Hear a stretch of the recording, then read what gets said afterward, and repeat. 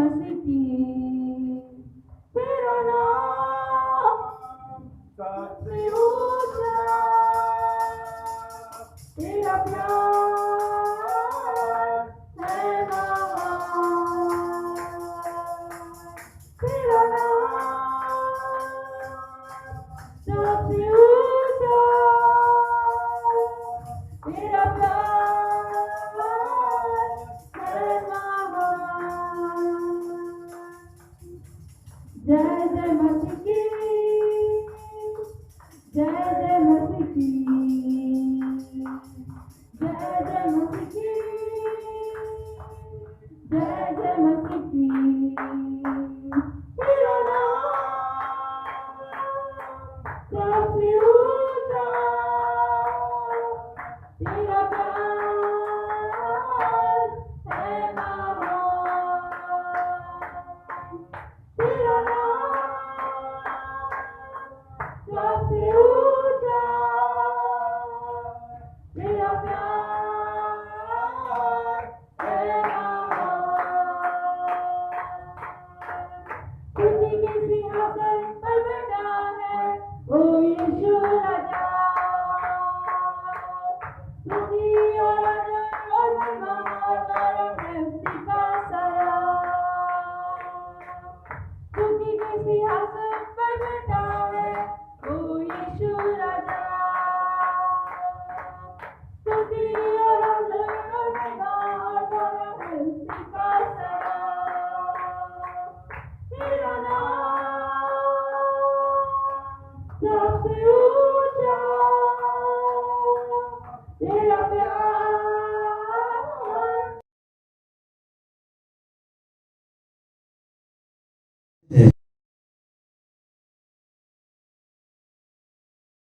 इब्रानियों की पत्री 13 अध्याय का 15 पद। हालेलुया।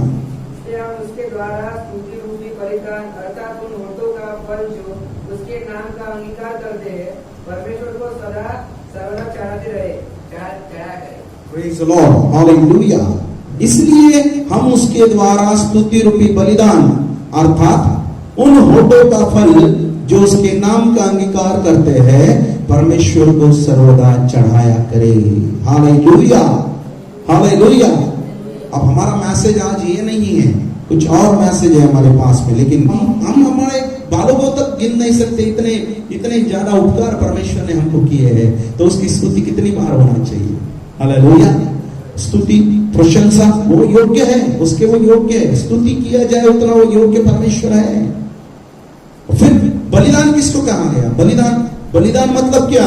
बलिदान मतलब क्या होता है? पुराने नियम में बलि चढ़ाया जाता था, मतलब किसी मेमने की, बकरे की, पंछी की बलि चढ़ाई जाती थी। उस दिया है क्या बलिदान के विषय में? दिया है, दिया है बलिदान।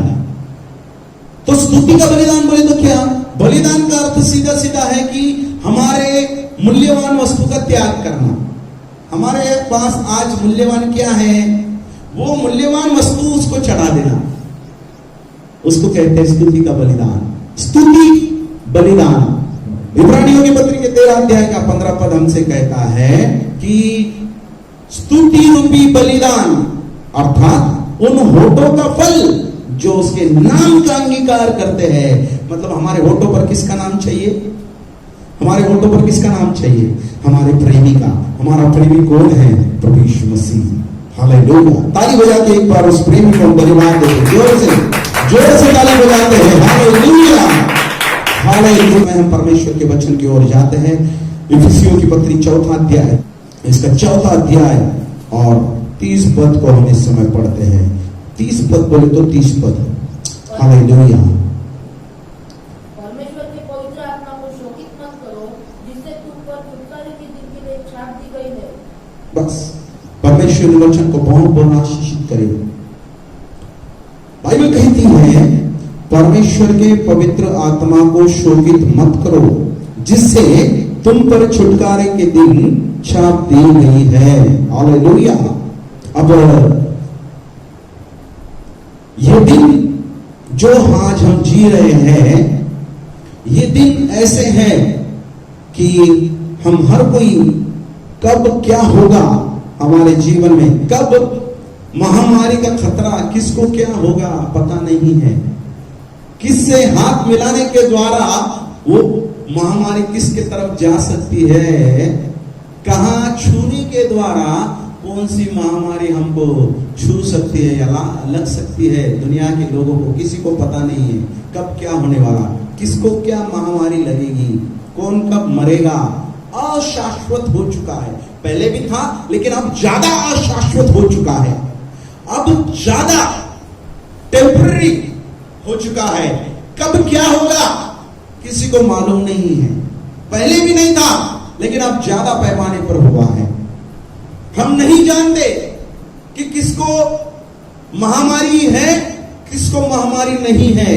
पहले तो हम जानते थे टीबी के बारे में, क्षय रोग के बारे में कि वो रोग थूकने से फैलता है, वो रोग जंतु उसके जो बैक्टीरिया होते हैं वो फैलते हैं थूकने से।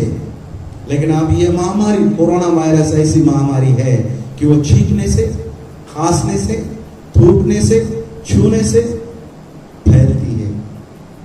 और वो कहां फैलेगी पता नहीं है, लेकिन प्रभु का धन्यवाद हो कि हमारे चंद्रपुर जिले में परमेश्वर ने अपने चारों ओर अग्नि सी शहर बना दिया है। Hallelujah, hallelujah. प्यारे परमेश्वर के लोगों, लेकिन हमें महाराष्ट्र के लिए हम लोग तड़प रहे हैं, हमारे मुंबई के लिए, पूना के लिए, नासिक के लिए, औरंगाबाद के लिए, नागपुर के लिए, महाराष्ट्र के और शहरों के लिए हम परमेश्वर की आहें भर भर कर प्रार्थना कर रहे हैं कि प्रभु ये महामारी से हमारे महाराष्ट्र को ही नहीं पूरे भारत देश को, पूरे संसार को छुटकारा मिले। आमीन, हालेलुया। अशाश्वत जीवन जी रहे हैं सब लोग। प्रभु यीशु मसीह का अंतिम, प्रभु यीशु मसीह का आना, प्रभु यीशु मसीह का आगमन, दूसरा आगमन होना बहुत नजदीक आ चुका है। और कलीसिया को परमेश्वर का वचन पौलुस के द्वारा परमेश्वर हमसे कहता है कि पवित्र आत्मा को शोकित मत करो, पवित्र आत्मा को दुखित मत करो, जिससे तुम पर छुटकारे के दिन के लिए छाप दी गई है। अब जो दुखित मत करो, ये शब्द का अगर ग्रीक भाषा में अगर हम उस शब्द के बारे में देखते हैं तो इसे लिपेट कहते हैं। लिपेट इसका अर्थ होता है कि वह दुख की वजह है, वह दुख का कारण है, वह किसी को दुखी बनाता है। अब पवित्र शास्त्र में पाप के बारे में पौलुस मौलिक फाउंडेशन बताता है, मौलिक बात को बताता है चर्च को। क्या है कि विश्वासी अपने कर्मों से, अपने कृति से पवित्र आत्मा को दुखी करता है, वो कर सकता है। ये विश्वासी पवित्र आत्मा को दुखी करने का कारण सबब बन सकता है। उसपे विश्वास प्राप्त करने के बाद भी, उद्धार प्राप्त करने के बाद भी वह विश्वासी पाप करने का स्वभाव उसके अंदर है, वो पाप कर सकता है, आत्मा को दुखी कर सकता है। क्या मतलब है इसका? पवित्र आत्मा को दुखी मत करो, पवित्र आत्मा को शोकित मत करो। मसीही लोग उद्धार पाने के बाद भी उनके द्वारा पाप हो सकता है। दूसरी बात, परमेश्वर इन वचनों में ये जो वचन हमको दिया है, पवित्र आत्मा को शोकित मत करो, इसका अर्थ क्या है, इसका मतलब क्या है? पहली बात हम देखा कि मसीही लोग उद्धार पाने के बाद भी उनके द्वारा पाप हो सकता है।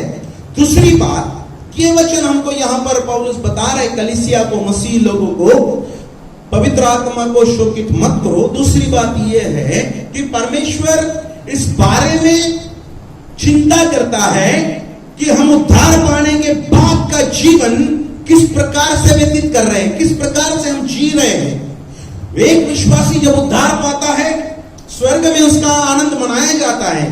एक पापी जो प्रभु यीशु मसीह के लहू के द्वारा विश्वास करके वह मुख से कबूल करता है कि यीशु मेरा परमेश्वर है, यीशु ही मेरा स्वामी है, यीशु ही मेरा प्रभु है, स्वर्ग में आनंद मनाया जाता है।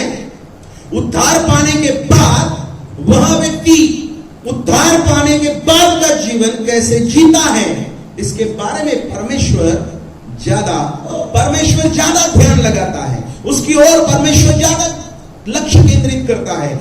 उद्धार पाने के पहले का जीवन हम कैसा जी रहे हैं, पाप का जीवन कैसा था, वो नहीं उस समय मायने रखता, क्योंकि पाप के जीवन से परमेश्वर ने हमको प्रभु यीशु मसीह के द्वारा छुटकारा दिया है।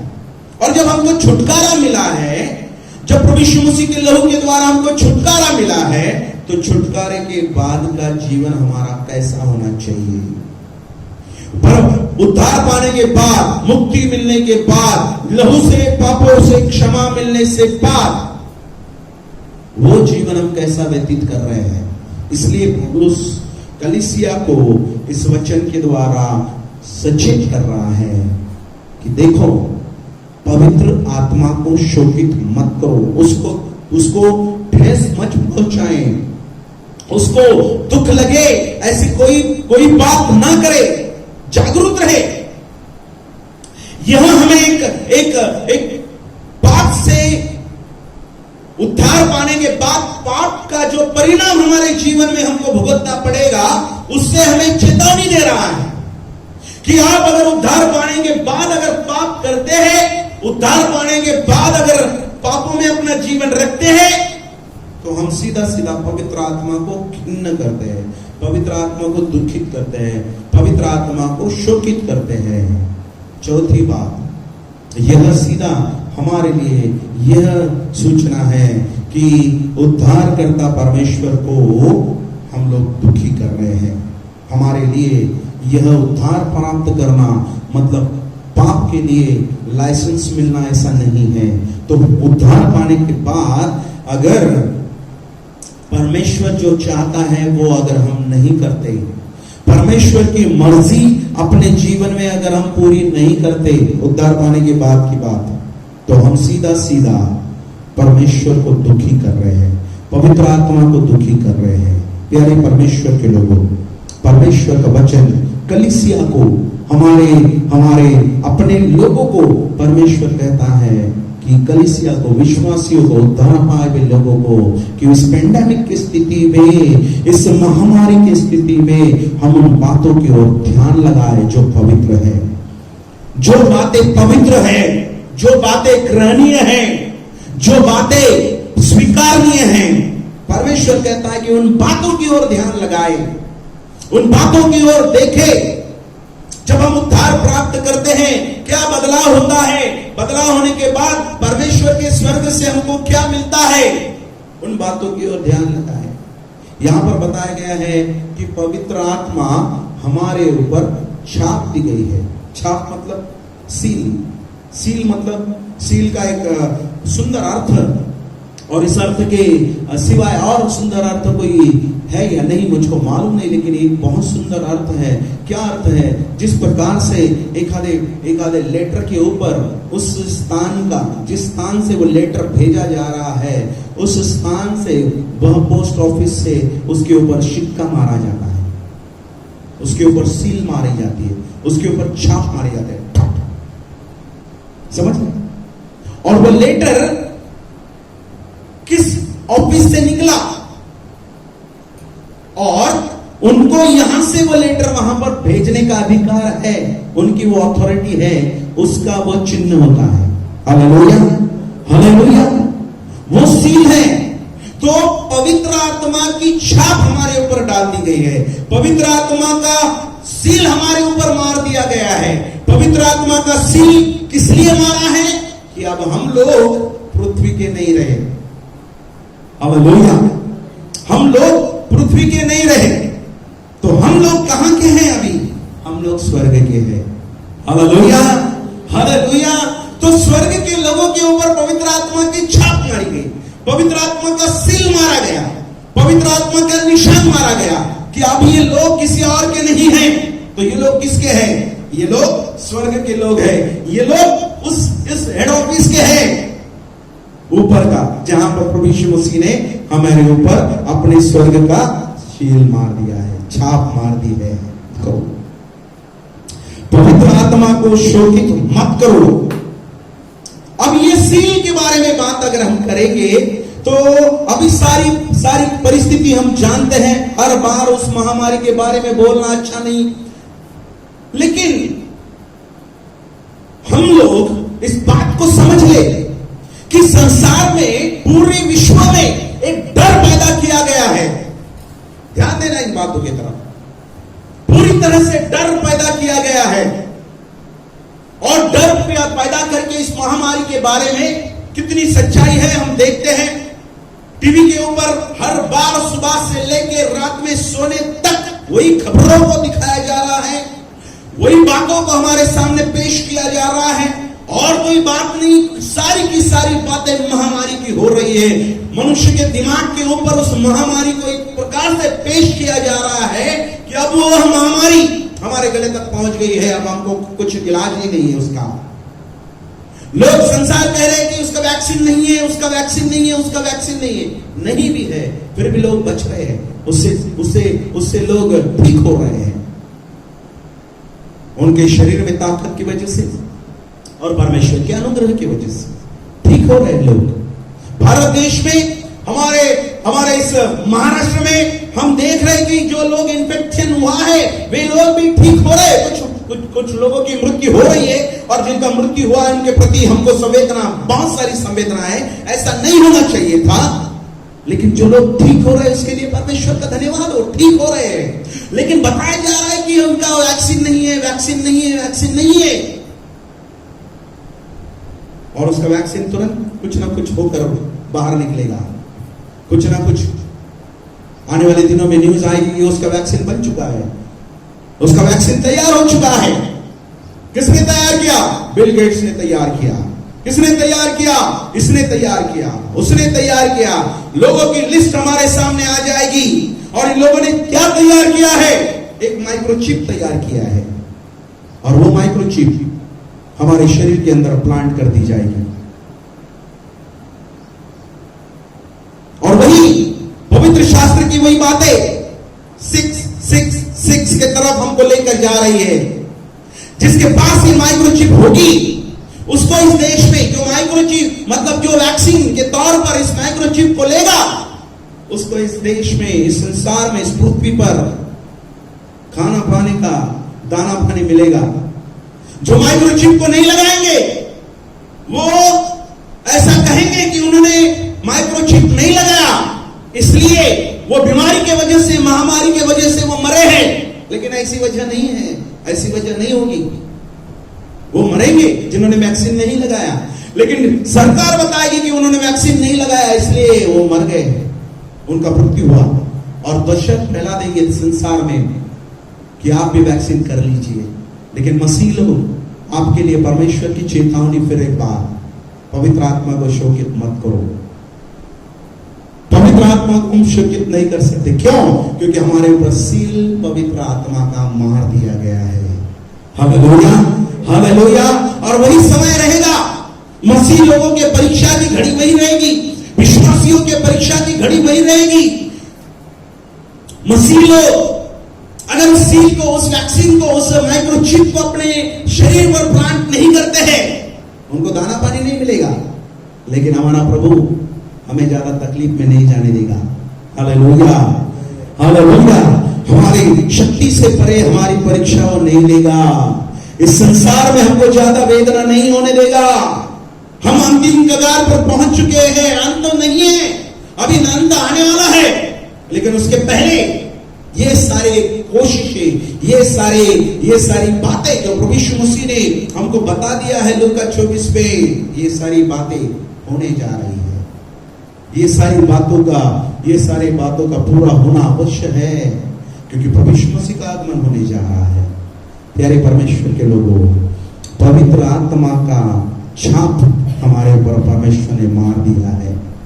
पवित्र आत्मा का सील हमें परमेश्वर ने मार दिया है। जब हमारा उद्धार हुआ, उद्धार के समय ही हमारे ऊपर पवित्र आत्मा का सिक्का, पवित्र आत्मा का सील मार दिया गया है। प्यारे परमेश्वर के लोगों, हमें परमेश्वर का वचन कहता है कि जो विश्वासी विश्वास को अंत तक धरे रहेगा, अंत तक विश्वास में बने रहेगा, वह बचेगा। जो अंत तक अपने विश्वास को पकड़े रहेगा, थामे रहेगा, परमेश्वर का वचन कहता है कि वो बचेगा। आज प्यारे परमेश्वर के लोगों, आज हमको ये जानने की जरूरत है कि परमेश्वर का वचन कहता है, वही इफिसियों की पत्री में 5वें अध्याय में 10 पद में परमेश्वर का वचन कहता है, और यह परखो कि प्रभु को क्या भाता है। यह परखो कि प्रभु को क्या भाता है, प्रभु की मर्जी क्या है, प्रभु को वो क्या प्रिय है, क्या चाहता है प्रभु हमसे। प्रभु हमसे चाहता है कि जो अशुद्ध काम है उनकी हम चर्चा तक ना करें। प्रभु चाहता है कि जो पवित्र बातें हैं, जो उत्तम बातें हैं, जो सराहनीय हैं, जो एक दूसरे की उत्तेजना की बातें हैं, बाइबल कहती है कि इन बातों के वजह से, परमेश्वर के वचन के वजह से एक दूसरे को उत्तेजना दो, उल्हाना नहीं, उत्तेजना दो। एक दूसरे के विश्वास को खड़ा करो। अगर अपना भाई गिरता हुआ आपको नजर आता है विश्वास में, उसे उठाकर खड़े करने की कोशिश करो। प्रभु को क्या भाता है, परमेश्वर की मर्जी क्या है। परमेश्वर चाहता है कि उन बातों की तरफ हम अपने ध्यान को इस समय हम केंद्रित करें। अपने लिए जीना बहुत हो चुका, अब परमेश्वर की मर्जी से आप जीना, अब परमेश्वर की इच्छा से जीना, पूरी तरह से 100% परमेश्वर के मर्जी से जीना हमारे लिए अवश्य है। क्योंकि ऐसे दिन आ रहे हैं प्यारे परमेश्वर के लोगों, किंबहुना आ चुके हैं, माइक्रोचिप लगाने के लिए लोग रेडी हो चुके हैं। प्यारे परमेश्वर के लोगों, बाइबल कहती है कि अवसर को 5:16 पद में परमेश्वर का वचन कहता है, अवसर को बहुमूल्य समझो क्योंकि दिन बुरे हैं। अवसर को बहुमूल्य समझो क्योंकि दिन बुरे हैं। और दिन बुरे हैं, आप देखिए आपके नजरों से, आप देखिए आपके मर्जी से, आप देखिए आपके दृष्टि से कि आज संसार में, संसार की बात छोड़ दीजिए, आपके नगर में, आपके सिटी में, हमारे इस महाराष्ट्र में क्या हो रहा है। आपके दृष्टि से, आपके नजरिए से देखिए कितने दिन बुरे हो चुके हैं। प्यारे परमेश्वर के लोगों, आज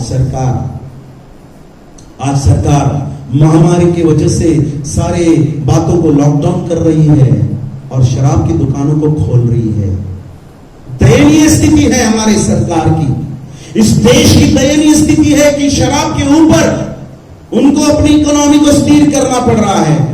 सरकार का खजाना भरने के लिए उनको शराब की दुकानें खोलनी पड़ रही है। क्या शराब की दुकानों में जाने वालों से खतरा नहीं है महामारी का? क्या शराब की दुकान में जाने वाले, बेचने वाले, खरीदने वालों की वजह से इस देश को खतरा नहीं है महामारी का? लेकिन आज सरकार अंधी बन चुकी है पैसे की वजह से। आज उनके खजाने खाली हो रहे हैं तो उनको शराब की दुकानों पर निर्भर रहना पड़ रहा है। मॉरलिटी, नैतिकता कहां पर जाकर रख दिया है सरकार ने। इस संसार के शैतान ने इंसान को कहां पर ले जाकर खड़ा कर दिया है, कहां पर जाकर हमको रख दिया है। इसलिए बाइबल कहती है कि परखो परमेश्वर को क्या भाता है, परमेश्वर को क्या चाहिए हमसे, परमेश्वर की हमारे प्रति क्या मर्जी है। प्यारे परमेश्वर के लोगों, मन को कठोर ना करें। इस्राएल लोगों ने मन को कठोर किया था और 40 दिन का सफर, 40 साल लग गए। वो अनेक बार उन्होंने इतना कठोर किया मन को कि परमेश्वर को उन्होंने धिक्कार दिया और उन्होंने कहा कि हमको दिखने वाला राजा हमको चाहिए, और परमेश्वर ने उनको दिखने वाला राजा दिया। प्यारे परमेश्वर के लोगों, इस्राएलियों का इतिहास को आप देखिए, बाइबल के पुराने नियम के इतिहास को देखिए। पुराना नियम तो शरीर से जुड़ा हुआ है। पुराना नियम कहता है कि तुम मेरी उपासना करो, मैं तुम्हारे अन्न पदार्थों को आशीषित करूंगा और तुम्हारे रोगों को चंगा करूंगा। लेकिन प्रभु यीशु मसीह जब आया तो प्रभु यीशु मसीह कहता है उपासना करने के लिए पर्वत पर नहीं, उपासना करने के लिए अपने दिल में देखो। प्रभु यीशु मसीह ने हमारा ध्यान सब कुछ आत्मा की ओर केंद्रित किया है। वो कहता है आराधना करने वाला आराधक आत्मा से और सच्चाई से उसकी आराधना करना चाहिए। Hallelujah, hallelujah. प्यारे परमेश्वर के लोगों, परमेश्वर को क्या भाता है? परमेश्वर को सच्चाई भाती है, परमेश्वर को पवित्रता भाती है, परमेश्वर को मॉरलिटी भाती है, और उसी के वजह से वो परमेश्वर कहलाता, क्योंकि उसमें कोई भी दाग और धब्बा नहीं है। और हम उस परमेश्वर के लोग, हम उस जीवित खुदा के लोग, उसकी बातों को मानने वाले, उसके सिद्धांतों को मानने वाले, स्वर्गीय बातों के स्वर्गीय परमेश्वर की इच्छा को मानने वाले, उसके इच्छा के मर्जी से इस अंत के दिनों में चलना हमारे लिए बहुत जरूरी है। रोमियो की पत्री 8वां अध्याय 37 पद क्या कहता है? देखिए, रोमियो की पत्री 8वां अध्याय, हालेलुया, रिबादा लाखा रमनिंद्री खिरनिबी। रोमियो की पत्री 8वां अध्याय 37 और 38 पद, 37 और 38 पद अच्छे से। इन सब बातों से हम उसके द्वारा जिसने हमसे प्रेम किया है जयवंत से भी बढ़कर है, क्योंकि मैं निश्चय जानता हूं कि न मृत्यु, न जीवन, न स्वर्गदूत, न प्रधानताएं, न वर्तमान, न भविष्य, न सामर्थ्य, न ऊंचाई, न गहराई और न कोई और सृष्टि हमें परमेश्वर के प्रेम से जो हमारे प्रभु यीशु मसीह में है अलग कर सकेगी। हाथ उठाकर बोले हालेलुया। हाँ, क्या कहता है परमेश्वर का वचन? परमेश्वर का वचन कहता है इन सब बातों में, कौन सी बातों में? असफलता में, कौन सी बातों में? गरीबी में, कौन सी बातें? बीमारी में, कौन सी बातों में? महामारी में, कौन सी बातों में? दुख में, कौन सी बातों में? क्लेश में, कौन सी बातों में? निराशा में। बाइबल कहती है परंतु इन सब बातों में हम उसके द्वारा जिसने हमसे प्रेम किया जयवंत से भी बढ़कर है। हालेलुया। और यही सारी बातों की जो लिस्ट मैंने अभी आपको बताई, उन सारी बातों को प्रभु यीशु मसीह ने अपने पांव तले कर दिया, शैतान का खुला खुला तमाशा कर दिया, और हमें परमेश्वर ने प्रभु यीशु मसीह के नाम से, जो प्रभु यीशु मसीह मृत्यु के ऊपर जयवंत हुआ है, शैतान के सारे कृत्यों पर जयवंत हुआ है, प्रभु यीशु मसीह जो मृत्यु में से तीसरे दिन फिर से जी उठा है, जयवंत है, उस जयवंत से भी बढ़कर परमेश्वर ने हमको कर दिया है। हालेलुया। इसलिए महामारी से, इसलिए बीमारी से, इसलिए यातनाओं से, असफलताओं से, निराशा से डरने की कोई बात नहीं है। क्यों? क्योंकि हम चाहे जिए या मरे, हम चाहे जिए या मरे, फिर कहता हूं हम चाहे जिए मरे, परमेश्वर के प्रेम से, प्रभु यीशु मसीह के प्रेम से कोई भी बात हमको अलग नहीं कर सकती। Hallelujah, hallelujah. शरीर है, शरीर को तो जब शरीर आया है, इस मिट्टी से आया है तो मिट्टी में जाना ही है। इसलिए महामारी से मत डरिए, इसलिए माइक्रोचिप से मत डरिए, इसलिए जो लोग हमारे ऊपर माइक्रोचिप न लेने की वजह से जो हमको यातना और तकलीफ और छल सताव में लेकर जाएंगे, उनसे ना डरिए।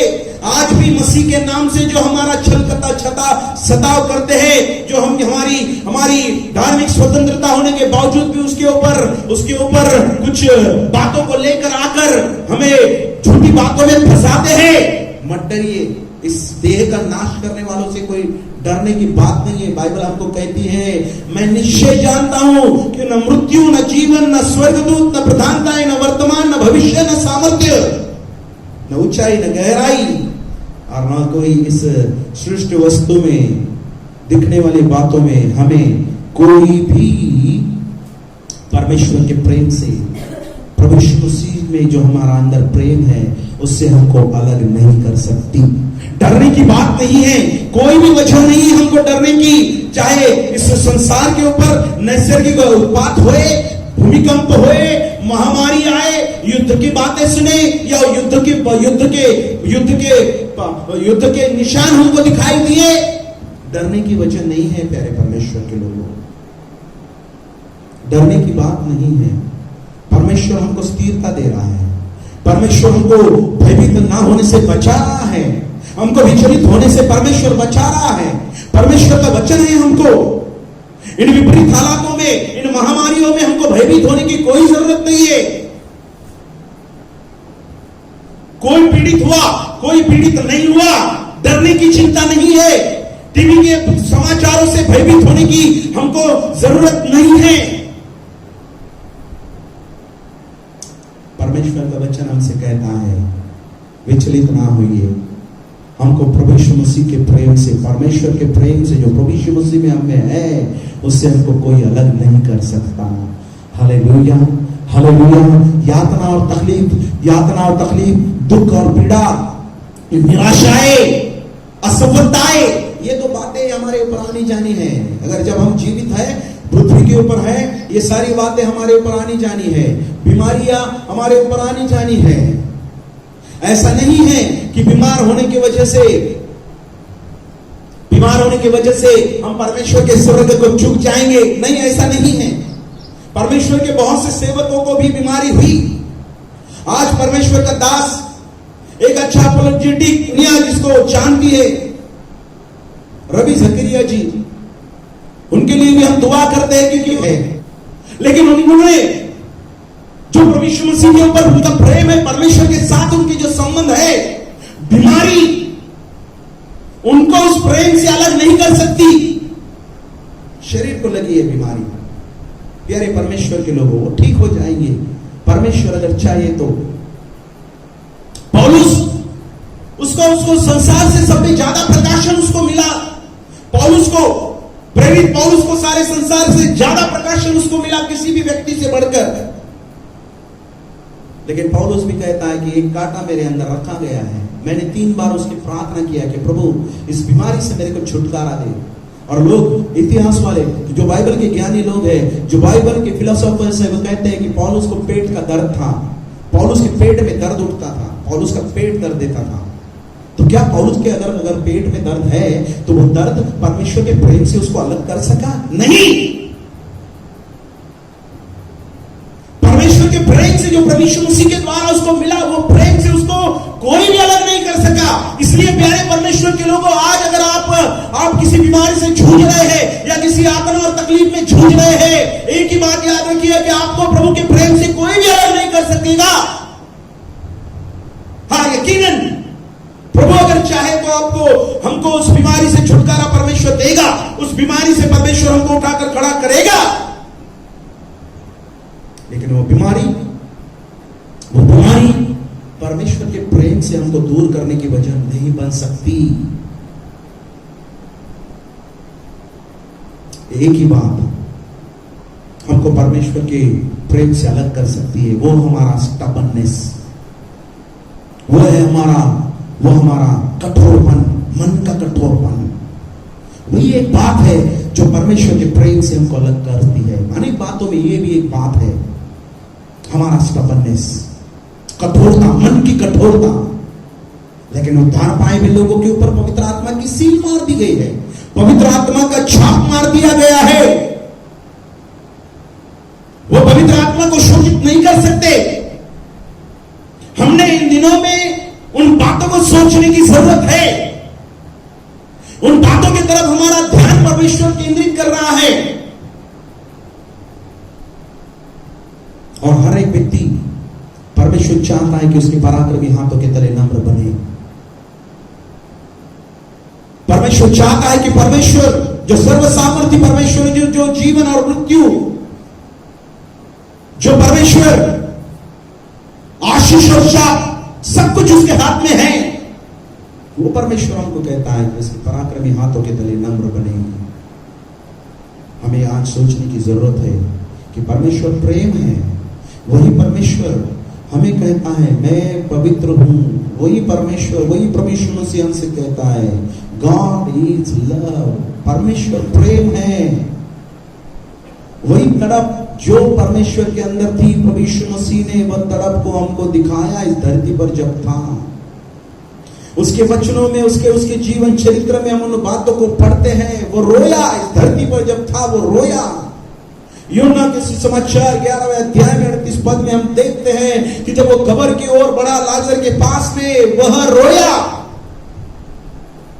प्रभु यीशु मसीह को भावना है जैसे आपको है, हमको है। प्यारे परमेश्वर के लोगों, प्रभु यीशु मसीह स्वयं होकर किसी भी व्यक्ति को पीड़ा नहीं देना चाहता, किसी भी व्यक्ति को यातना नहीं देना चाहता। वह उन बातों को अलाउ करता है हमारे ऊपर आने के लिए। किस लिए?